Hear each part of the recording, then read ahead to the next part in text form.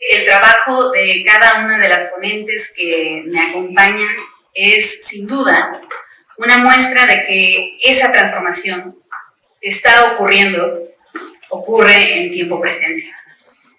Desde contextos muy disímiles y con miradas muy singulares, las ponencias que conforman la sesión se preguntan por la práctica con el acervo desde esa perspectiva de género de la que ya hablábamos en el panel anterior. Entonces, le cedo la palabra para arrancar esta sesión a Elisa Jochum de Alemania, que nos presentará 7 para el camino, nociones transdisciplinares sobre género y archivo audiovisual en el siglo XXI. Muchas gracias. Good afternoon. Buenas tardes.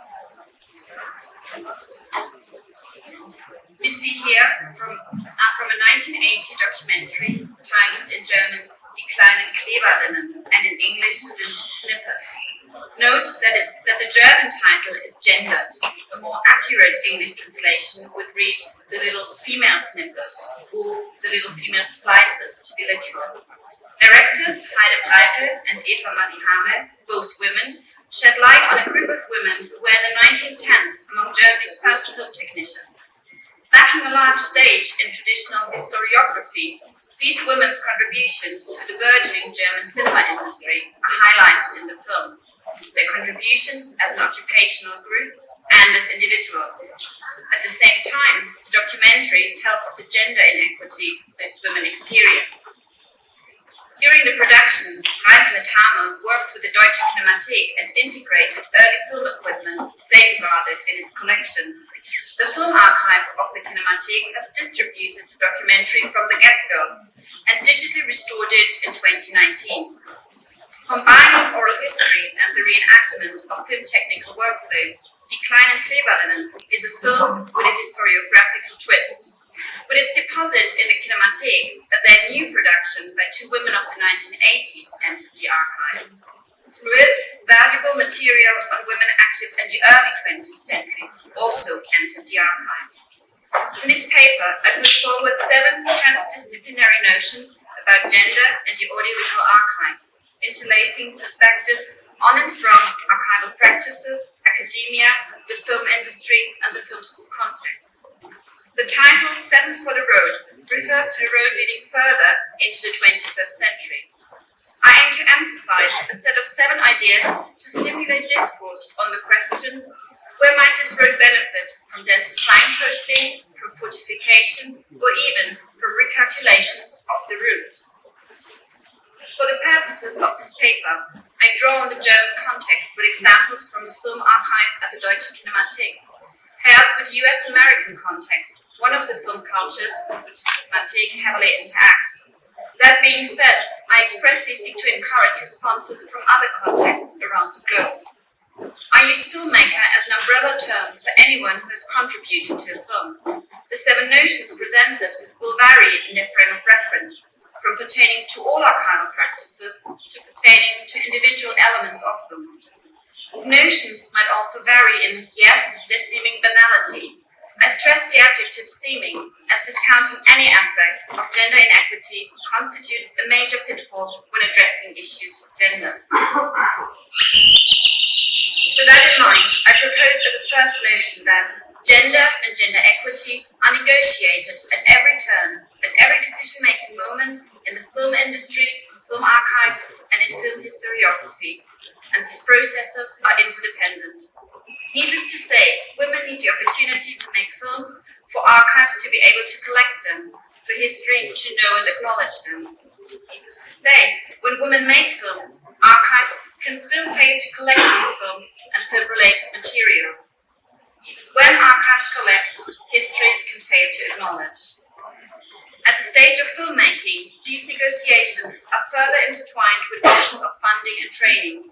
At the stage of the archive, these negotiations are not limited to collecting, but involve preservation and access. Gender equity is negotiated at every decision-making moment. Die kleinen Kleberinnen is an intricate example for the interdependence of these different stages. A more structurally representative example can be found where the archive meets the film school setting. Take the German Film and Television Academy DFFB. While its first ever cohort in 1966 was comprised of 32 men and 3 women, 4 years later, the school welcomed a 50-50 cohort of men and women.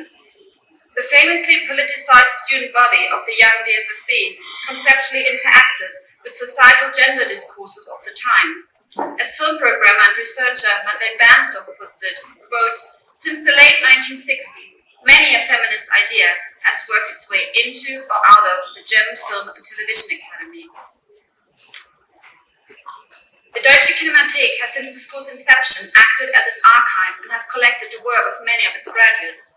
The Kinemathek in general emphasizes women directors in its collections and digital restorations. In the past 4 years, films by women accounted for 44% of restoration projects, excluding mixed directorial teams. This archival focus has to a considerable degree been based on the films of DFFB-trained women directors, films that emerged during their studies or in the aftermath. Helke Sander and Merangis Montazami-Dabui are 2 examples. In the present day, I am teaching a course on women in audiovisual media history at another film school, the Film Academy in Ludwigsburg. Without the aforementioned materials in our archives, and particularly without the digitizations, I could not bring this history in such extensive and visual fashion into the classroom for filmmakers of tomorrow. I could not bring film students in dialogue with both the structural and individual paths that have shaped the media landscape they have to navigate now. This first of 7 notions champions sensitivity for the number and interplay of decision-making moments. It advocates for a holistic understanding of gender, film, and the archive. Women have participated in cinema since its beginnings, once again, die kleinen Kleberinnen being a case in point. In order to make these women and their work visible, a series of film historians like Shelley Stamp and G. Smith have called for readjusting the lens and the categories deemed worthy of the archive and of historicizing. Notion number 2 espouses and condenses this thought. Inclusive criteria and shifts in perspective are major paths to recognition of women's work. Smith, for instance, has pointed out regarding the marginalization of women directors in Hollywood of the 1930s to 50s that, quote, "women remained active in the industry as producers, writers, script readers, researchers, actors, costume and makeup designers, set dressers, secretaries, publicists, agents, and editors." As Smith, Stamp, and others flag, however, historiography has structurally given highest priority to directors and actors. Not all of its attention, but highest priority. Priority to the one goes hand in hand with neglect for another.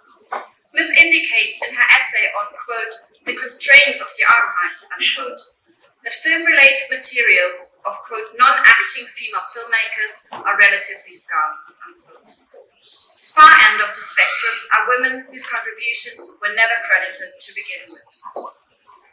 Returning to my previous case study, the DFFB and affiliated initiatives have made a move to the contrary.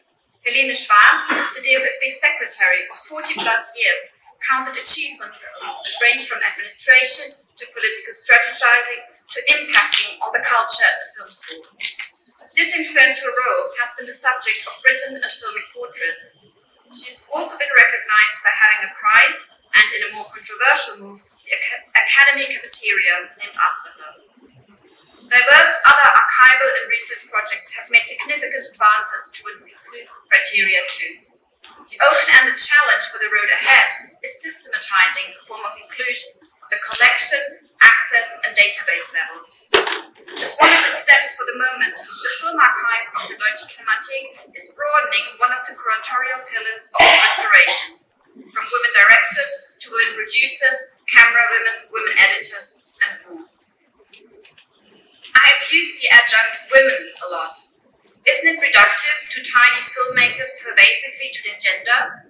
We do not need to look far back into history to find a series of filmmakers who defy that very correlation. At present, German Oscar nominee Maren Ade, for instance, would prefer film critics did not read her work with reference to gender dynamics. US Oscar winner Catherine Bigelow has drawn widespread attention and partly received abusive backlash to what film scholar Katarzyna Paskiewicz terms the, quote, seeming gender neutrality, unquote, of Bigelow's filmmaking and of how she uses her public stage. Leading the way here, once more, is Shelley Stam. In her essay, Feminist Media Historiography and the Work Ahead, and her crucial exploration of US filmmaker Lois Weber, Stam ponders the question, quote, should she, Weber, be recognized principally for her achievements as a woman, or does she warrant broader recognition as a pioneering filmmaker? The answer, most certainly, is both. On a structural level, it follows that we must always look at women who make film through the lens of their work, independent of their womanhood. And at the same time, we can never disconnect their filmmaking from the patriarchal system they have forcibly navigated, a system that looked at them as women. Thus, drawing on Stam, notion number 3 reads, women filmmakers have always been filmmakers in their own right, and women in a male-dominated film industry. I argue that while we cannot simultaneously manifest both realities in all our projects all the time, we can make sure that neither reality falls by the wayside. We do this especially at the stage of access. The archival community's programming tableau should produce a rich polyphony. For this to work, community members must be responsive to one another on the international level and to their respective national and local scenes. At times, programming might be dominant that stays silent on the systemic challenges of being a woman in the world of film. In those cases, it is worth amending the tableau with programs that thematize gender. From April to July 2023, for example, the Kinemathek devotes its streaming venture to women's perspectives. At other times, programs underscoring women's gender might be prominent in the cultural landscape. In those cases, it is worth diversifying the overall portfolio with programs that include women's films, yet do not foreground their gender. For instance, it can make a difference if a film by a woman is a program's headliner. No further reference to questions of gender, no explanation given. It can also make a difference for the perception of, say, experimental film if a program on experimental film is comprised of, say, 6 women filmmakers and 2 men. No further reference to questions of gender, no explanation given. Film scholars and lecturers Rebecca Harrison and Anna Beckman-Rogers have developed syllabi for film studies courses that exclusively use women's filmmaking and drop a male-centric film history canon, either giving no explanation or raising awareness for how this decision matters. Harrison abstracts this teaching method to inspire exhibition and publishing practices as well. Such approaches can inform the archive and its programming in its quest for polyphony. Women filmmakers are filmmakers. Women filmmakers are women. They are also more than that. They are women filmmakers at the intersection of an entire set of other identities regarding race, sexuality, disability, class, and more. In the context of gender in the audiovisual archive, I deem it vital to reassert the principle of intersectionality that emerged out of critical race theory and black feminism. I deem it vital to reassert its value for film collecting, researching, and programming. Archival practices must take into account that far from being a monolithic group, women have been confronted with different experiences. Archives have a responsibility to consider privileges and marginal positions within the group of women filmmakers, the past and now. In addition, efforts for more equity for women need to be mindful not to reinforce a binary gender dichotomy of men and women. These efforts must not close doors, but at best open doors for the non-binary community too. We have progressed to notion number 6, a notion inspired by the film theory teachings of John Matlock. The archive needs theory, theory needs the archive. This is a plea for sustaining close connections between archival practices, archival content, and theoretical thinking where existent, and for strengthening them where scarce. The notion is broadly applicable, as are perhaps several of the statements in this paper, but it is also and especially applicable to issues of gender. This paper shall serve as its own tentative example, as it has heavily drawn on analytical and theoretical writings to conceptualize the processes of preserving and writing history on women filmmakers. Our day-to-day archival practices, the how-to of the archive, benefit from being continuously and critically set in relation to their larger function, that is, providing an essential cultural memory structure for our societies. They can enable, shape, and curtail this memory. In turn, as Madhuja teaches and has demonstrated in her work, archival materials, the what of the archive, substantiate theoretical claims. Archival materials challenge theoretical claims. Archives make theory better. This leaves us with the seventh and final notion of seven for the road. There is no end of the road. One way forward is to acknowledge the power of the prefix re. Whatever we set as goals and choose as tools now, we will benefit from building in a control mechanism, a mechanism that alerts us to keep researching, reactivating, reviewing in the future. When I say building in a control, I suggest that in our workflows, we should regularly integrate moments where we take a step back.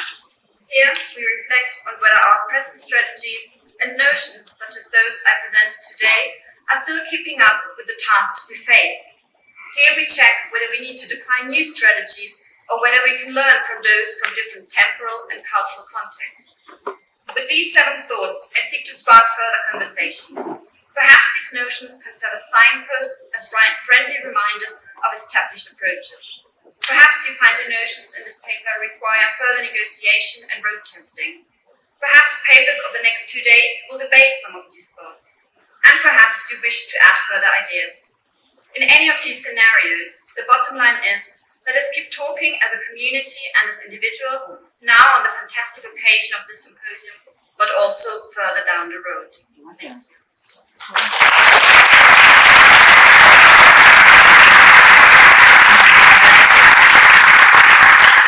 Ahora con ustedes, Madhuja Mukherjee de la India con la ponencia Archivo del futuro, la figura fugaz y las historias ocultas de los cines de la India.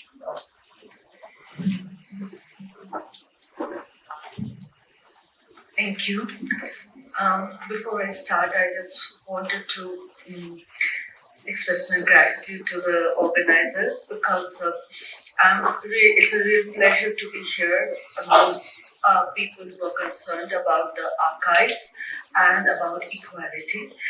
And I've taken a 39 hours flight to be here to learn from you and share my thoughts. So thank you again. So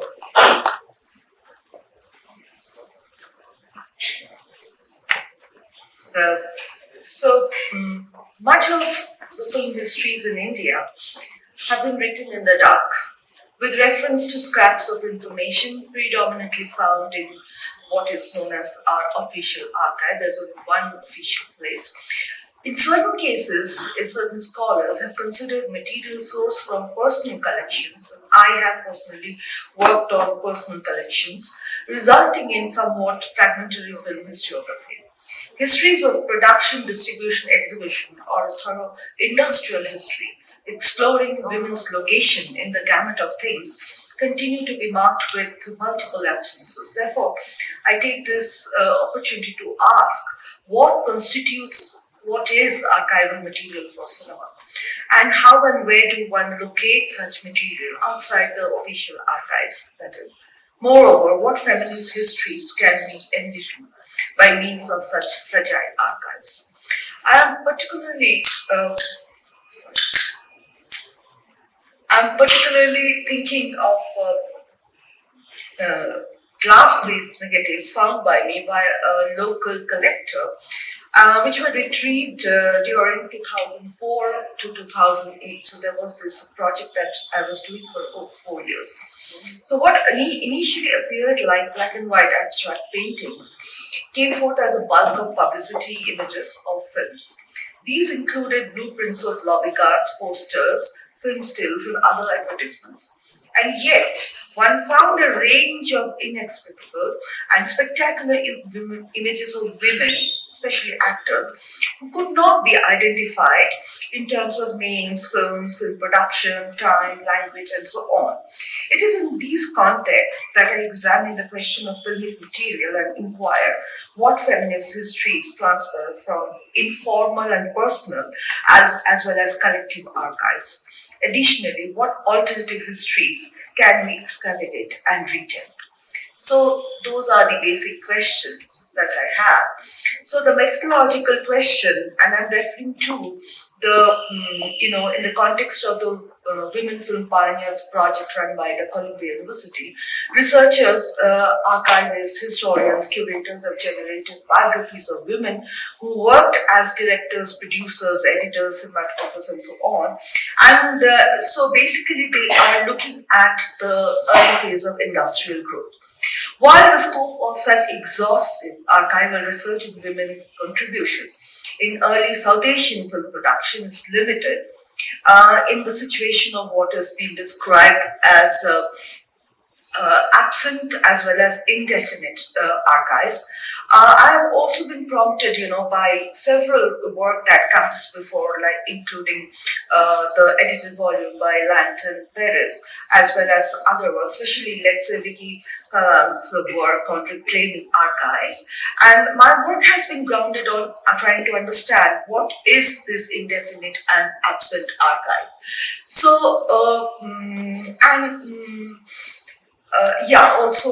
so these are the concerns that I have. So such studies, what we find that, let's say, somebody as important as Devi Karani, and you will find these kinds of working still where she is mostly having fun or chilling out, things like that. And you never find one photograph of hers, she, despite being the owner of the production house, Bombay Talkies, that where she is at work.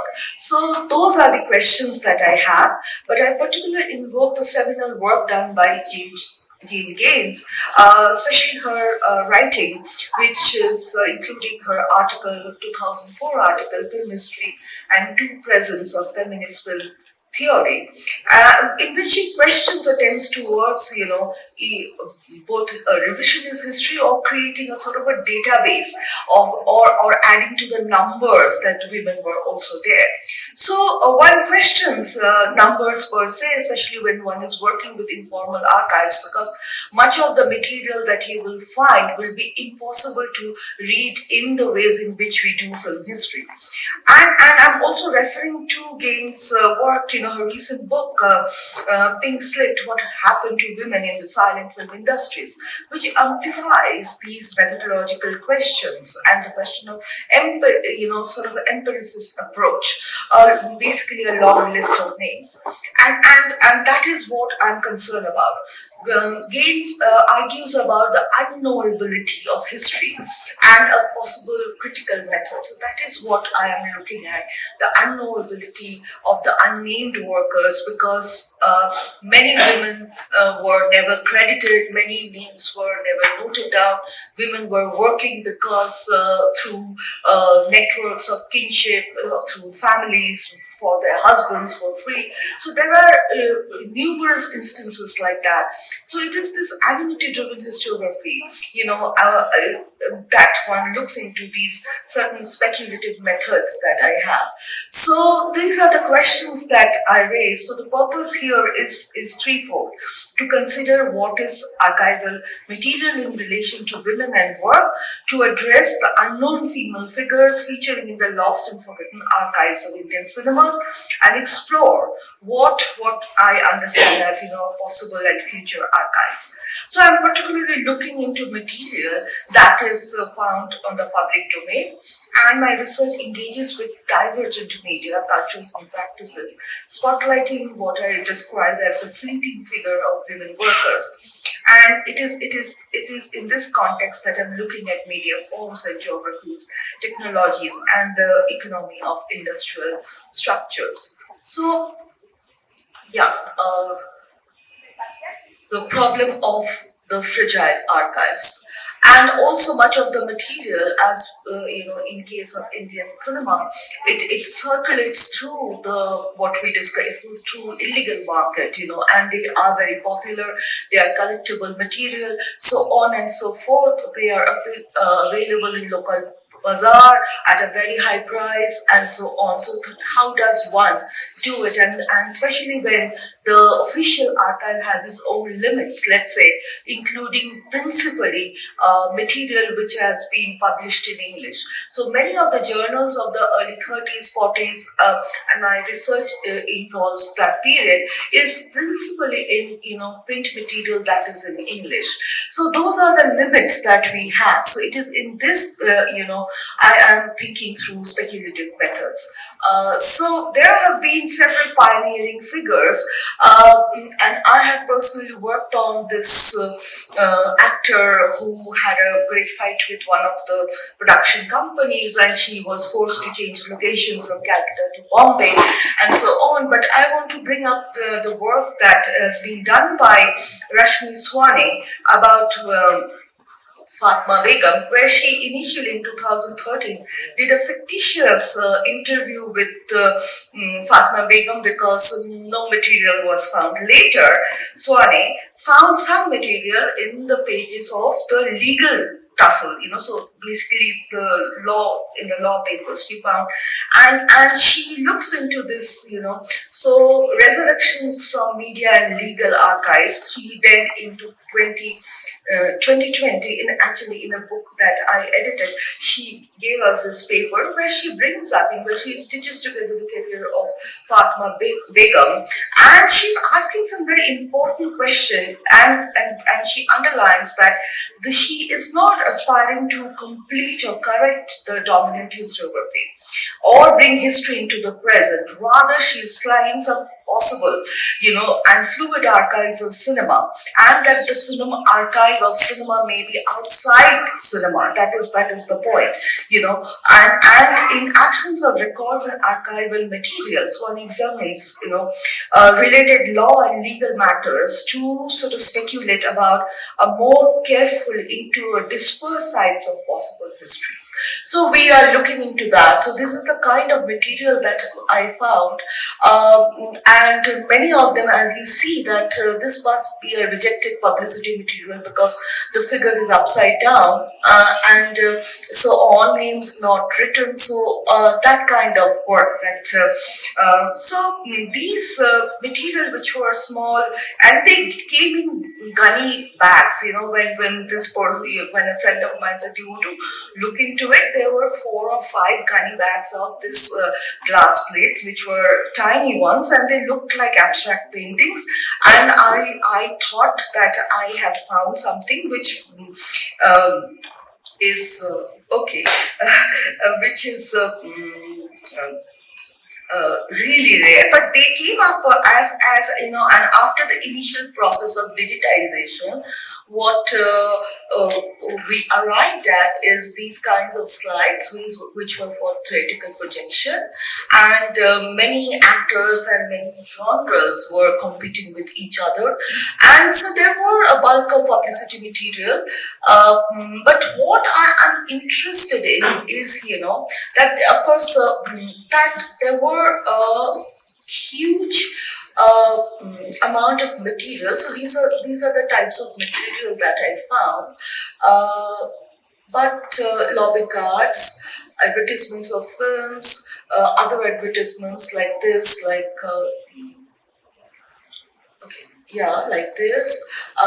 advertisements of film programs, election propaganda, ads of medicine, and so on and so forth, slides used during the debate. But it is the question of these kinds of certain material that I found which could not be identified. And I'm asking this question, when thousands of material have been destroyed, especially in the Indian context, because they were because of the weather condition, that can we tell other kinds of alternative stories?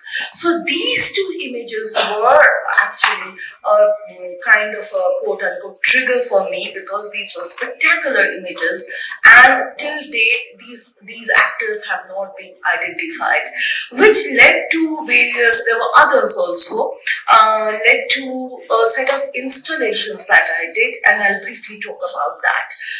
So these are art installations were conducted over a period of, actually I more recently, last year also I did one, but these were conducted. Briefly I'll talk about the installation. So what I, okay, yeah. So what I did is, there were these sort of light boxes that were made, and they were put in various ways within the art space, and there were also sculptural material that I used, and there were multiple video projections. So the question that became important is actually the question of how women both work in films, are found in films, and they watch films. So women in the theaters, women in cinema, and looking at cinema. That kind of questions became important.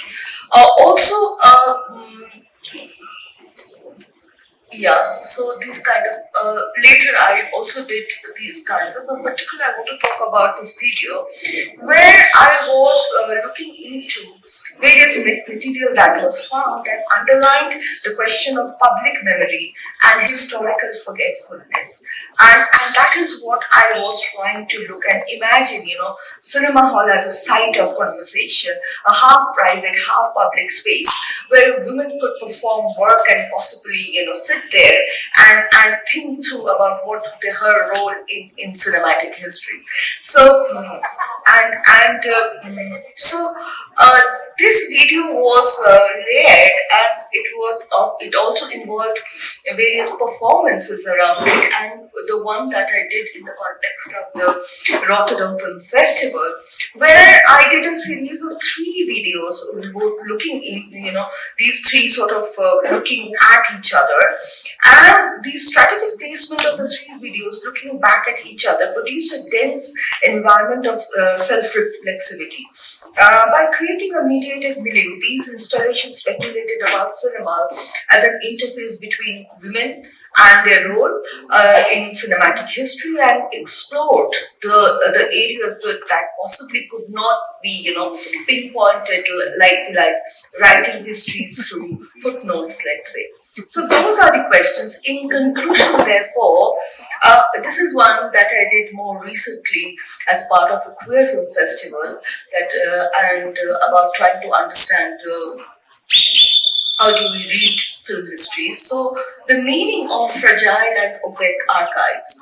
So in conclusion, I want to evoke Michel Caswell's writing about, archival temporalities, community archives, and how we possibly can interrupt what she describes as a white time or a linear historical reading. We must understand that some histories will possibly not be told, or cannot be written in the ways that can be approved by, let's say, film history journals. In fact, I started doing the installation in the context when one of my papers was rejected by a journal because I did not have adequate footnotes, and including the reviewer had asked that what if I am inventing this material. I was very impressed by the possibility of my own inventiveness, but led to me to think that it needs a newer context, such material needs newer context and conversation, that something will possibly not be known. So finally, we come across such material, images that are blurred, names not there. As though these archives refuse to be historicized in a predictable way. So these kinds of material, which take on some kind of an organic art form by themselves. So one last line. So the effort is to make women visible within such projects, working through discarded material within the margins of contemporary art. I try to bring,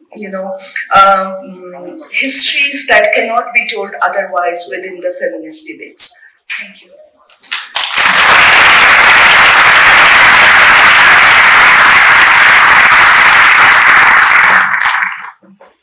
Muchísimas gracias, Madhuja. Qué ponencia tan inspiradora. Vamos a ver ahora un video con la ponencia de nuestra compañera Mukherjee Justina Umeyewe, que lamentablemente no pudo viajar a México para presentar su trabajo, pero la tenemos en video. My name is Akwarere Justina Omojewe, a film archivist at the National Film Video and Sound Archive, Jos, Nigeria. The title of my presentation is Education for Girls, the Endangered. Girl-child education has been a subject of concern in Nigeria since our independence. This is because of societal preference for boy over the girl child. It has been demonstrated that any country that wants to transform positively must prioritize education. This is because education gives the people knowledge, awareness, independence, empowerment, and also contributes to the economic growth of the country. Importance of educating girl child in Nigeria. One of the importance of educating girls in Nigeria and the world is empowerment and personal development. When a girl is educated, she is provided with the necessary skills, knowledge, resources that will enable them to realize their full potential and participate equally in society. Education also helps in breaking cycle of poverty. When a girl receives education, she is able to contribute positively to the welfare of the family. And also, another importance of educating a girl child is improving maternal and child health. This will enable the girl child to make informed decisions concerning her health and the health of her child. It also assists in promoting gender equality and ending of violence against women. When a girl child is well educated, she can choose the type of relationship to go in and the one to say no to. Context of girl child education in Nigeria. The pre-colonial era, there was no distinction between the education of a boy child and a girl child. This is because the education during this era was traditional and informal. While during the colonial era in Nigeria, education was majorly for the elites and few boys, while girls were excluded from education. This is because it was believed that the girl is only limited to the kitchen and bearing of children.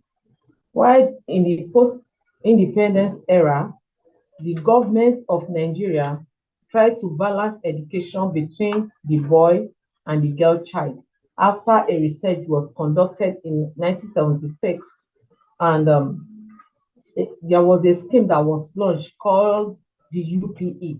The meaning of UPE is Universal Primary Education. After some time, this scheme failed and it was relaunched under a new name, termed UBE. UBE is Universal Basic Education, and it was launched during the era of President Olusegun Obasanjo, and the effort is to promote girls' education primarily, and includes launching campaigns and implementing policies such as the Universal Basic Education Act in 2004. And this was actually, the reason was because the difference between the education of a child, of a girl child, and that of a boy child was high, especially in the northern Nigeria. The northern Nigeria is predominantly Muslim. Cultural and religious practices have made it to be difficult for girls to access education. because child marriage is predominant and common in the northern Nigeria.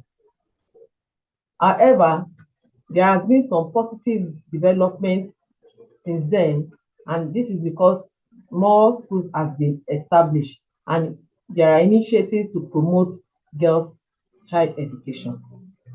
So challenges faced by girls in accessing education in Nigeria. One of the challenges is poverty. And when a family is poor, they are forced to make decisions between who to train among the children. And the family, they prefer to train the boy child over the girl child. And this is because they believe that the boy child will retain the family name and will be able to support the family in the future, while the girl child will go to another family and contribute to the family in the course of her marriage. Another challenge is child marriage, which is common in the north, is prevalent in the northern part of Nigeria, and it prevents girls from going to school.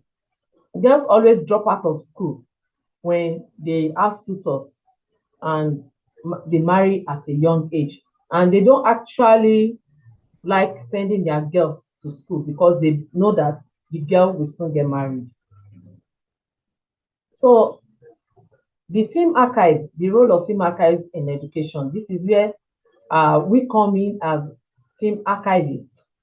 The National Film, Video and Sound Archive in Nigeria, and archive as a whole, the worldwide, which FIAF is the main body controlling us, we preserve cultural heritage. Film archive plays a crucial role in preserving cultural heritage by collecting, preserving, providing access to films that document history, culture, and social issues.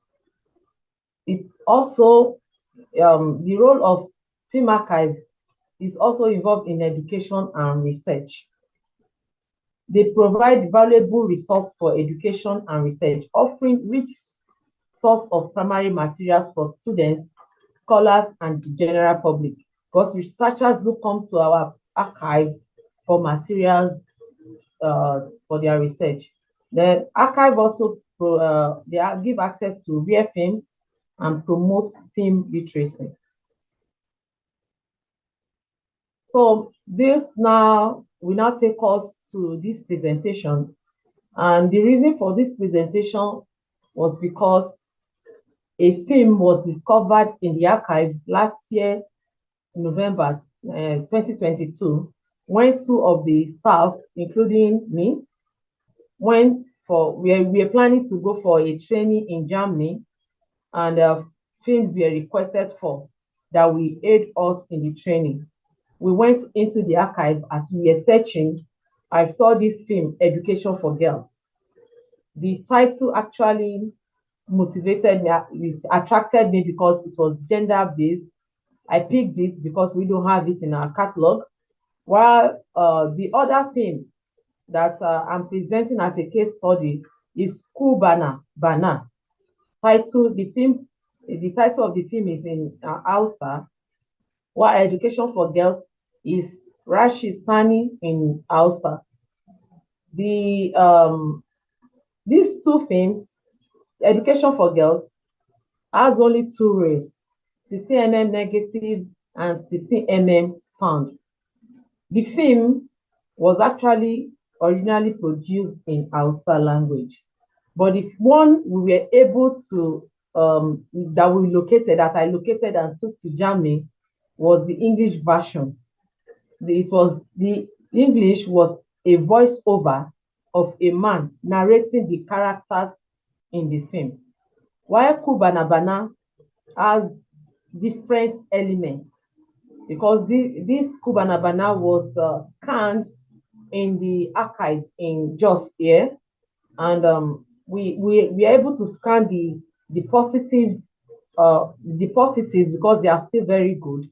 Although we are trying to also scan the other elements so that we can choose the best element for digitization. The brief description of the films, Education for Girls. The film centered around a girl whose ambition was to go to school. but her dream was aborted by the decision of her grandmother to get married against the wish of her father. She was withdrawn from school, got married as a third wife, but did not enjoy the marriage. While her friend who finished school was able to impact her community positively and lived a better life. While the second film, Kubanabana, centered around a girl child that was deceived by an older man who regularly picked her up from school. She got pregnant and had to be expelled.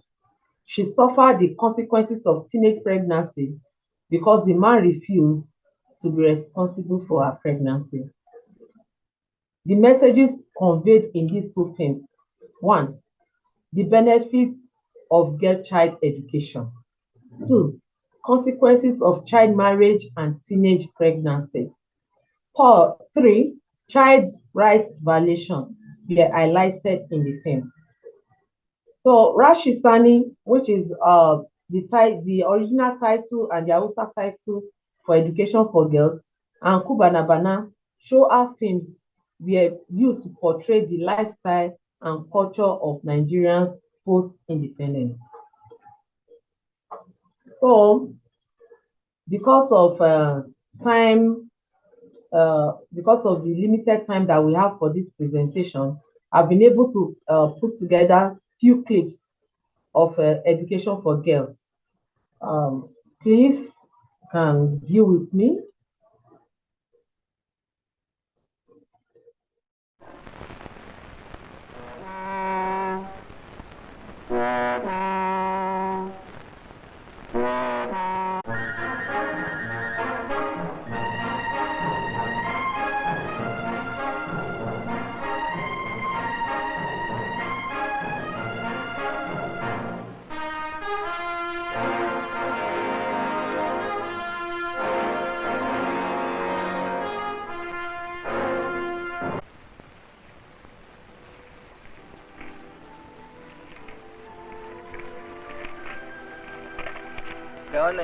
Ali tells her that she can add this small gift. Ali will stop at nothing to attain his goal. He is not concerned with Bilki's education. All he cares about is having Bilki for another wife, and quickly too. Already, Mama's attitude towards a woman's education is encouraging. What better bait is there than to shower the greedy old woman with gifts? After introducing himself, Ali's friend tells Grandma the purpose of his visit. Sorry, this is the film. Ali was trying to entice the girl with gifts and also entice the grandma with gifts. This is the girl covering her face because she was thinking she will be removed from school to get married because the grandma had hinted her before she left home.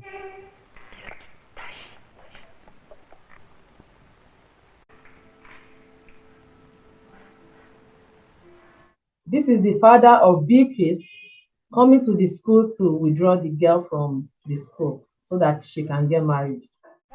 The principal makes sure that Bilki understands why her father has come. Says she regrets her leaving and asks her to inform her class teacher that she is going. And that was that.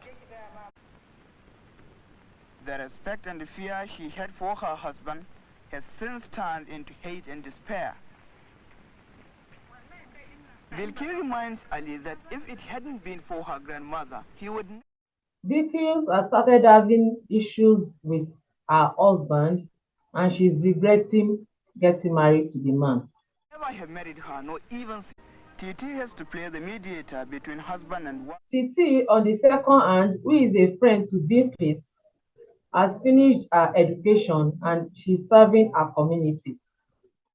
Especially when a child's future is at stake.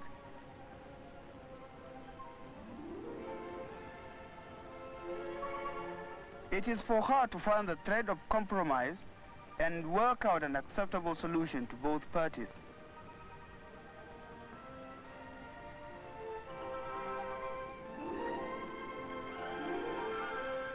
Outside the office, TT finds time to run a number of activities for the women folk of the area.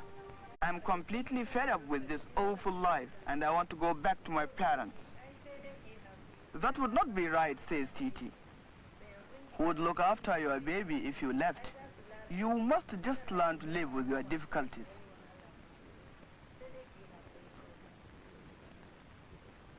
Patience and time may heal the wound, but can Bilki ever forgive and forget so easily? Now look at Titi, a happy and contented girl, a girl in the limelight, the envy of many a woman. With her school record and career before her, certainly the kind any man would be proud to have as a wife. This is the life Bilki had dreamt of having too, the life that recognizes and accepts the fact that it is a woman's world as much as it is a man's. But ignorance and weakness have dictated otherwise for her. The ignorance of a grandma who would choose to live with the past, and the weakness of the parents who would rather shut their eyes and ears to the realities of the present and the period in which we now live.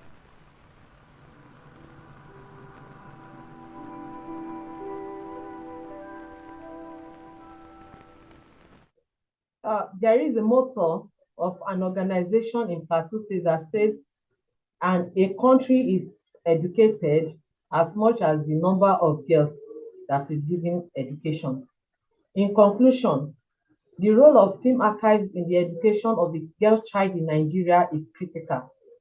And the archive, by providing access to cultural education, promoting girls' education, and serving as a tool for advocacy, the National Film, Video and Sound Archive can play a vital role in empowering the girl child and promoting her overall well-being. It is therefore essential that efforts are made to enhance the development and utilization of the National Film, Video and Sound Archive in Nigeria, with a particular focus on the girl child's education needs. Thank you for listening.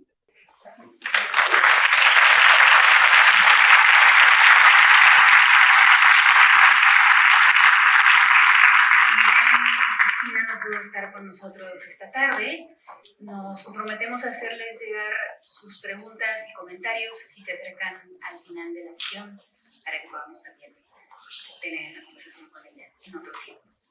Y para cerrar la sesión, con ustedes, Cassandra O'Connell y Sara Arnold, que presentan intervenciones de archivo, incorporar la praxis feminista en los metadatos de los archivos audiovisuales.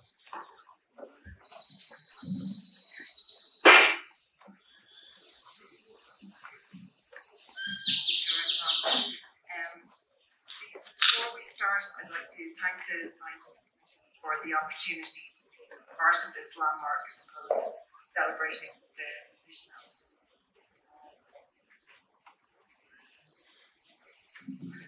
Can you hear? Yeah, perfect. I'm Cassandra and this is Sarah. And when we heard about the theme of this year's Congress, we felt absolutely compelled to share a project that we've been working on for some time. It's a work in progress, but we felt that even so, it might prove useful to encourage you all to share work that you might be doing that we don't know about in a similar area to address the same problems. So hope that you'll find it interesting. The title of our project is called Women in Focus, Developing a Feminist Approach to Film Archive Metadata and Cataloguing. And we are two of many project partners on the project. So we'll begin by speaking about our own collaboration and then speak about the wider project and the aims and objectives in excavating women's contribution to amateur filmmaking.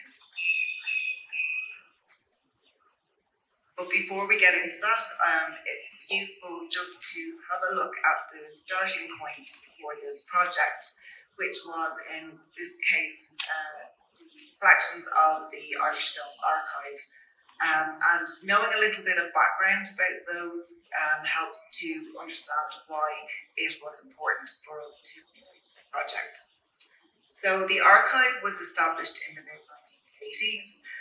We're based in Dublin, and the material that we hold spans the development of modern Ireland from 1897 to the present day, We have both professional and amateur material within the collection, and interestingly for a National Film Archive, the majority of our material before 1980 is actually of an amateur nature.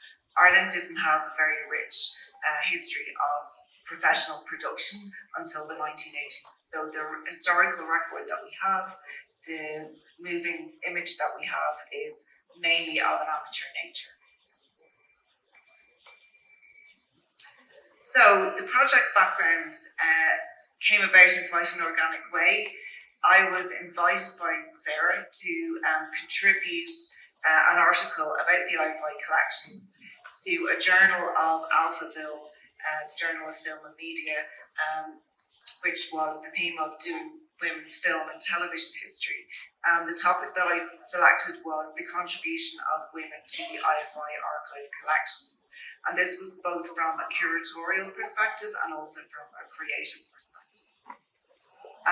When I went to look at the collections and look at the data that we had, it was quite easy, obviously, to find out the curatorial aspects of the work that had been done, because harking back to something that was mentioned earlier, we have actually recorded that quite well, but we found it difficult to find women's contribution to filmmaking within the IFI database.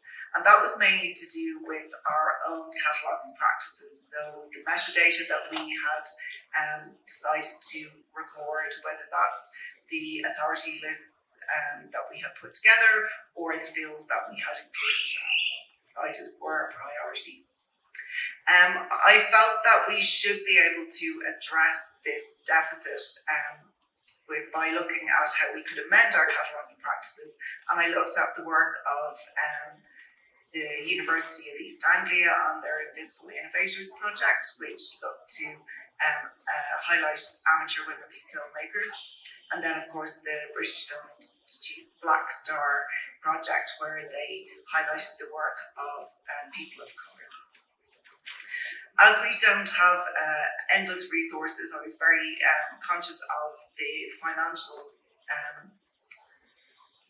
endeavours that would have to, the financial contribution, and then also the time, the staff that would be required to look at this project and to try and do something about the way that we catalogued. So we put out an open call for collaborators within the article, and we were approached by the University of East Anglia, who had done the Invisible Innovators project. Following on from this, I got in touch with Sarah and asked her to collaborate with us also, and we put together a project proposal which became the Women in Focus.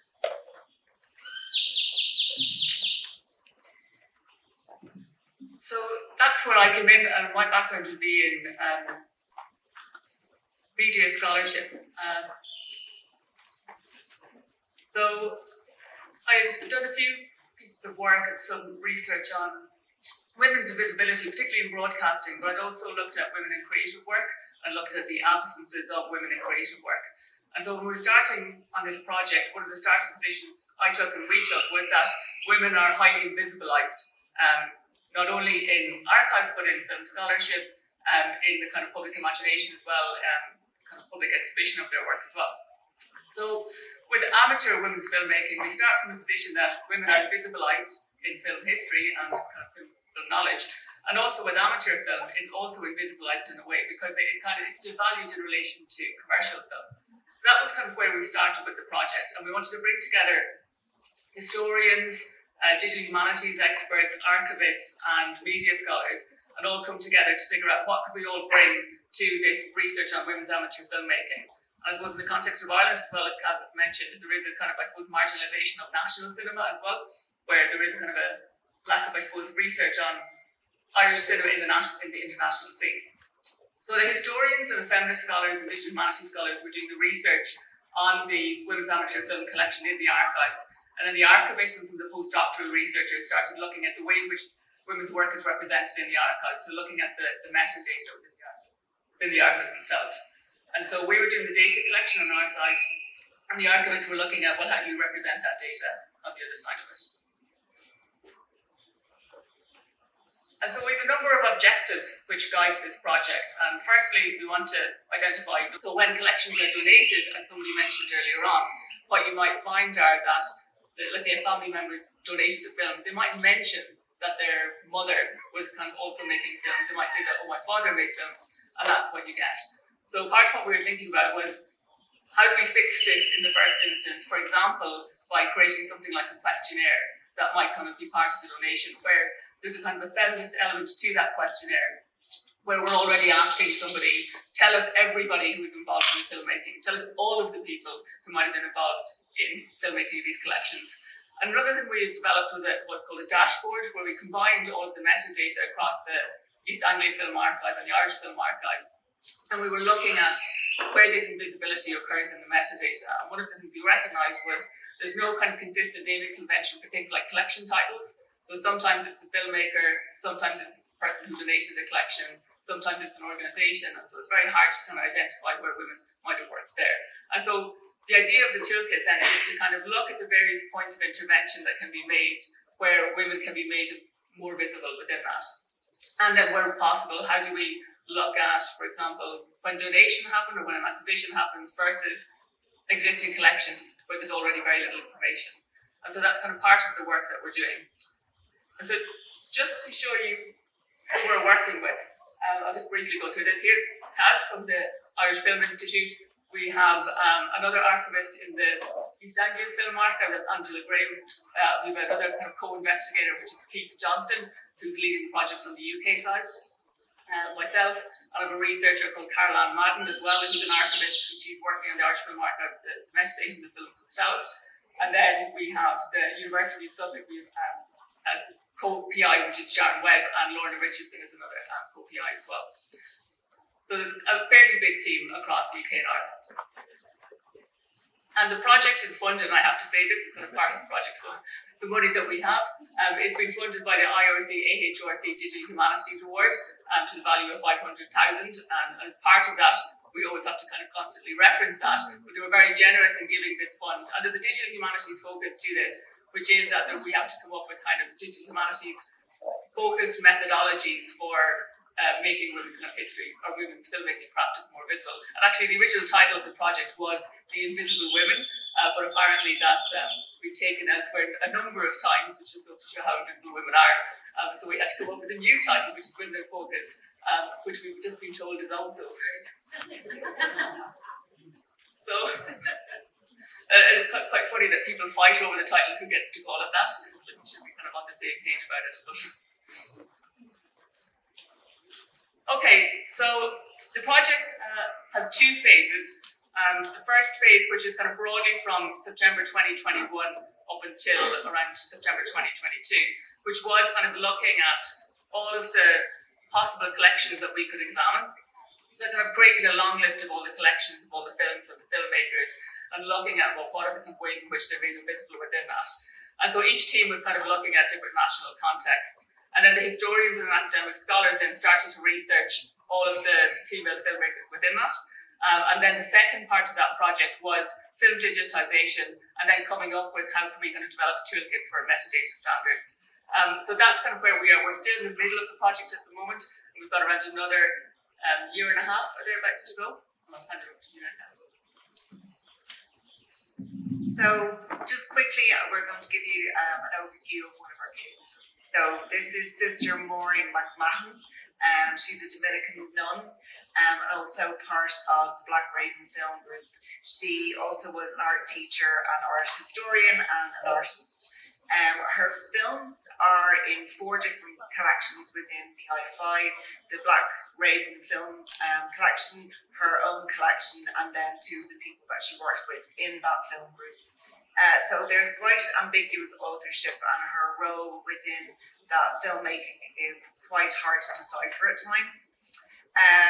Some of the collections have a lot of metadata, some have very little, so there's gaps all over the place. The films are mainly on 8mm and Super 8, there's some paper documents, and then also 1/4-inch tapes that are the soundtracks, but it can be very difficult to match the images up with the tapes. So we were looking at how we could make her more visible. And we're very lucky that Sister Maureen, even though she's 104, is still alive. So we were able to go back to her, and one of the things that Sarah has done is to interview her and look at how we can introduce the information that she gives us into the life cycle of the cataloguing process. And one of the things that we did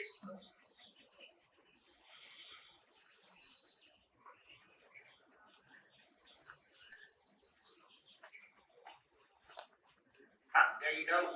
We had a screening of her work in the Irish Film Institute in December, and we were delighted that Sister Maureen could come along, but we were also able to use it as an opportunity to glean more information from family members, and we discovered that she had actually made home movies as well as these amateur cine films. So we're going to be able to look at that as a way of excavating more of her work.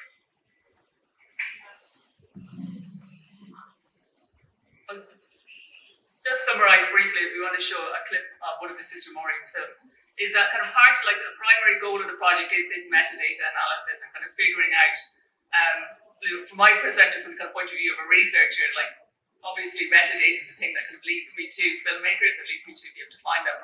And so working with archivists to figure out, and working with the wider team to figure out, well, what are the kind of difficulties and the challenges that already exist in metadata standards that are used, and how can we develop these interventions.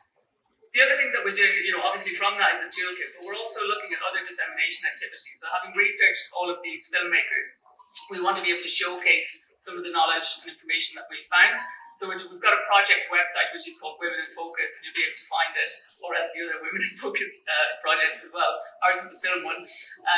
So you'll be able to see the website there. We've got biographies, we've got images of the filmmakers. We're cross-referencing to the IFI player as well, so we're putting the films up on the IFI player. The IFI player is global, it's not geo-blocked, so everybody will be able to watch it. And we're also working with the amateur movie database as well, as we're giving them some records and giving them some information on the filmmakers too. So we're trying to kind of hit as wide as possible, I suppose, kind of public as we possibly can, and to do film screenings as well, which we think is really important for the project.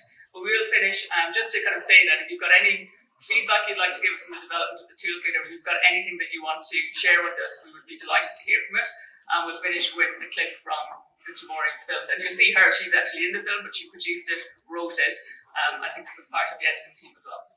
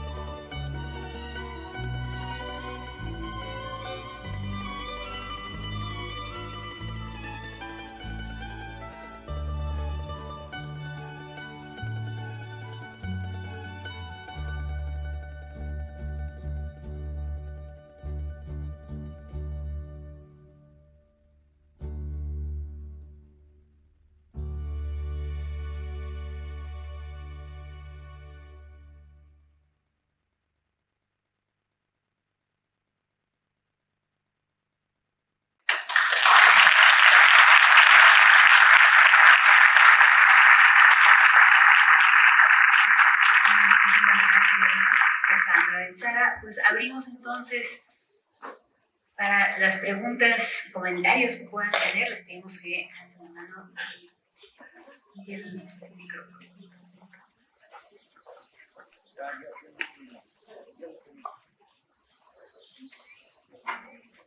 Una pregunta o comentario.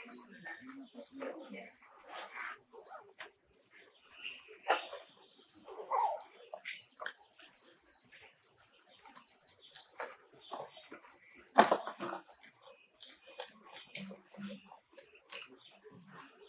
Hola, felicidades a todas. Yo tengo una pregunta para las chicas del IPI.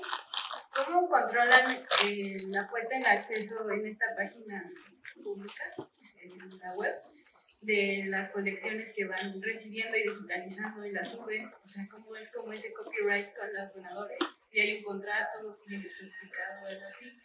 Y felicidades.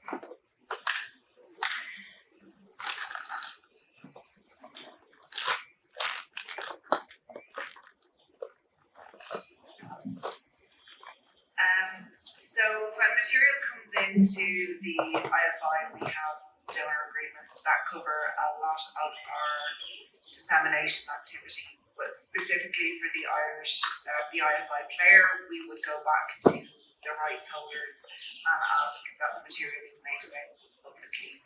Because none of the material that we're putting up as part of this project has a commercial value in the strictest sense, people tend to be happy to share that material. However, in terms of reuse, that's a completely different topic. So if a third party wants to come and use that material, say within a new work, then we have an access agreement that we use within for all of our material. So we work a lot with people who are amateur filmmakers because they would not be used to documentary makers or other kinds of production companies coming to them and wanting to reuse their work. So we tend to help them and advise them, but there would definitely have to be another layer for that kind of use.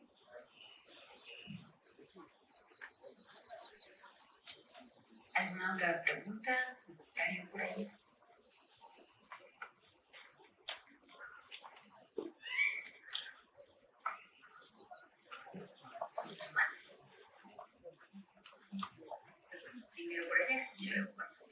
Gracias.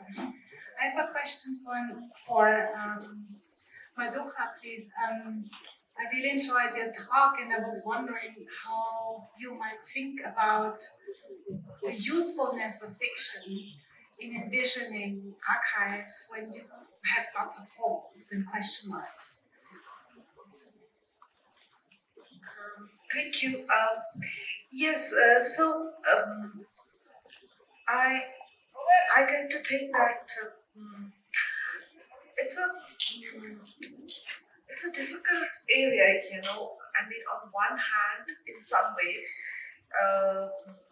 fictionalizing or using material within the art practice context might be useful to open up debates as in such context, and on the other, I tend to also think that to be able to continue that narrative, we have to also look at, because the film archives are not complete, they don't come in a sort of a, except for the big films, they don't come in a proper sort of a data structured way. So in some ways, speculative methods are energizing, they keep the conversations going. On the other, perhaps there are alternative ways of quote unquote completing the picture, in the sense that maybe some material, maybe we will not find a complete picture, but maybe some information might be available outside, because cinema archive tends to overlap with so many other kinds of archives, that maybe one strand of the narrative could be put in a more structured way if we are looking into other areas, maybe performance, maybe theatre, maybe even in case of India, gramophone music. So perhaps these there could be, it's like a jigsaw puzzle in a way, and perhaps we could keep doing, and not look at it so as phase one as a complete project, but as a process. And in that way, fiction is an interesting like a trigger. It pushes you, it challenges you, it also in case of an impossibility, like you have one image and you want to just tell a story. I suppose it helps, it begins conversations on methods of writing history.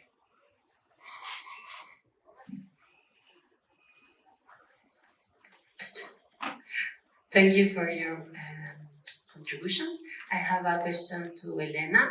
When you mentioned this idea to have a theoretic place in the archives, how do you imagine it, or if you have identify some characteristic of this space? Because I have the feeling that we make theory in the archives, but usually isolated. No, I don't have this experience of have a time in my daily work to think, or it's something after work, no, or it's something that we create new spaces with other colleagues to talk about something, but never create a special project to make research or to share it with others. In my experience with other colleagues are women in Mexico, it's something afterwards, or it's something that you write after the daily work. Have you identified some characteristics to create this space? Thank you, that's a good question. I guess a major point for me would be to take every step of our archival work as an important step, and to think every step is part of something larger and is worth theorizing about. And I could imagine that it works in both ways, that either you take out the space where you say, let's sit together and analyze what our actual practices are at the moment, and think about how they contribute to the larger function of the archive, and what it means, what we're doing on a social level. But you can also go in the other direction, start with a new project, and then start on the theoretical level, I would say, oh, these are our objectives on a more societal and theoretical level, and how do we need to translate that into individual steps in the archive.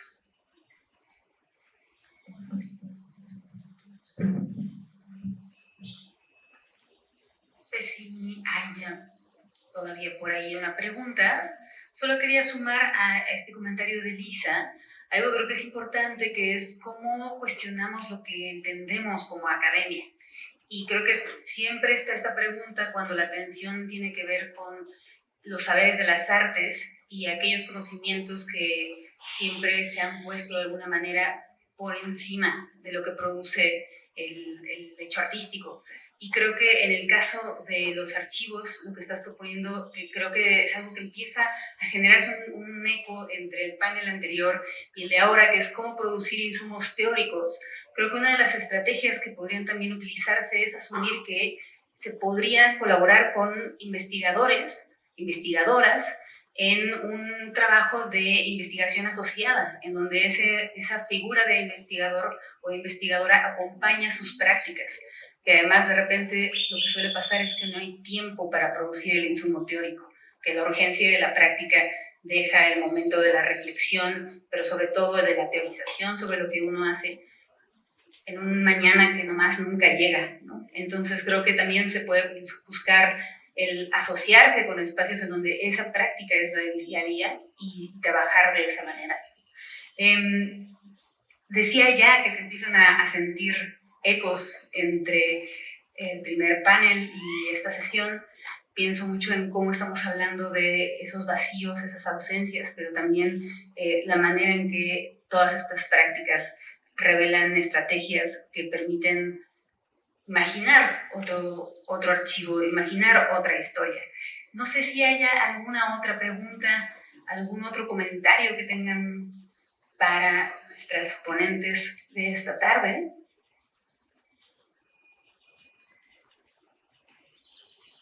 Me espero la traducción.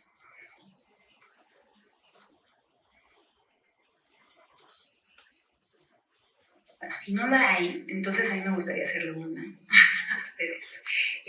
Sé que tenemos poco tiempo y entonces quizá pedirles una frase, pero Creo que algo que está pasando es la manera en la que estamos hablando de cómo no hemos reconocido la historia de las mujeres en el archivo porque no había los materiales, y entonces eso vuelve un círculo vicioso que en el caso, por ejemplo, de Madhuja se rompe con la ficción. Y pienso en sus propias historias. ¿Qué consejos se darían a sus yos del pasado que estaban entrando a la práctica archivística? ¿Qué cosa quisieran que no quedara olvidada de lo que hasta ahora ustedes han construido como su propio saber en la práctica desde esta perspectiva?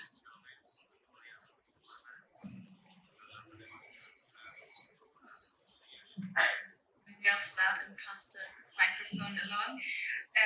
I think for me it would be looking for allies from the get-go and look for people to share your thoughts with and to learn from and to stand up on the shoulders of giants and not try to start from scratch and alone, because usually once you start digging, so much has been tried, it just hasn't become the mainstream narrative yet.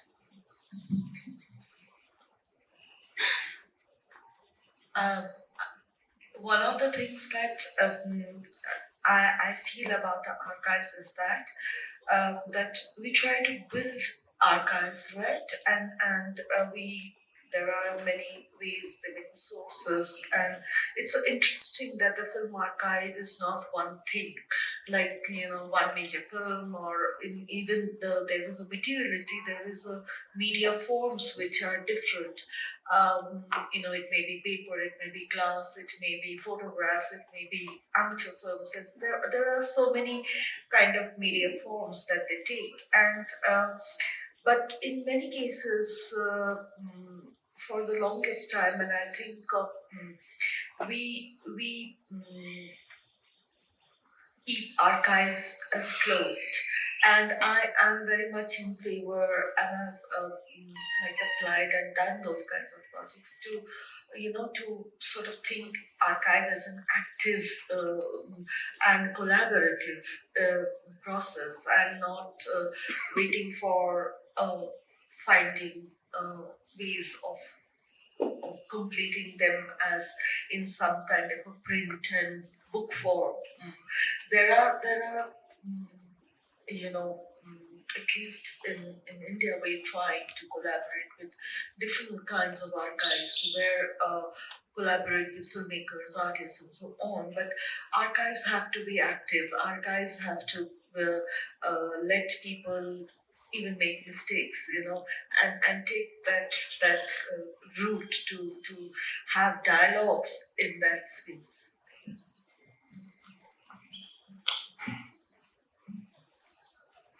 For me, it would be the power of collaboration and advocacy. I think archives are always under-resourced, and people that work in archives tend to see it as a vocation, many of them, and stay in jobs where they are undervalued and underpaid. And a lot of the time that is also women, and they have other areas of their lives that put demands on them.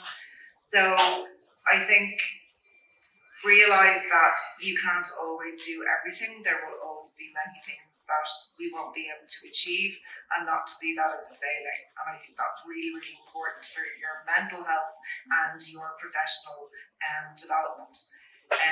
So to work with other people, such as we've done, to try and not reinvent the wheel. There are many other people working in other spheres even that will be able to complement the work that you do. You just need to seek them out, and don't be afraid to look for that help and look for those people to collaborate with.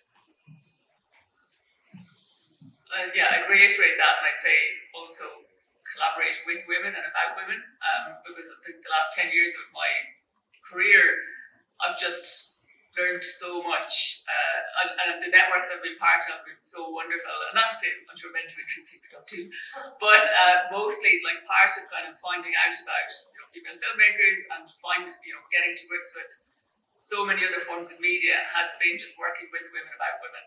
So do more of that, I suppose, I tell myself.